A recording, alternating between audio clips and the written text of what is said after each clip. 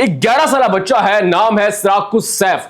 21 جنوری کو یہ بچہ غائب ہوتا ہے اور واپس نہیں آتا. گھر والے اسے ڈھونڈ ڈھونڈ کر تھک جاتے ہیں. جب وہ اسے ڈھونڈ نہیں پاتے تو پھر اس کا والد عبدالشکور تھانہ ٹیکسلا میں آتا ہے اور آ کر کہتا ہے کہ میرے بچے کی گمشدگی کی FIR درج کی جائے. لیکن ساتھ ہی اس کا والد کچھ ایسی حیران کن بات کرتا ہے جسے سن کر پنجاب پولیس تو نہیں چونکتی, لیکن جب یہ بات سوشل میڈیا پر آتی ہے تو عوام بہت حیران پریشان ہو جاتی ہے کہ ہمارا پالا آخر کیسے ڈپارٹمنٹ کے ساتھ پڑا ہے, ہمارے محافظ کیسے ہیں. ناظرین, اس نوجوان کا والد عبدالشکور کہتا ہے کہ میرے بچے پر جنات کا سایہ ہے.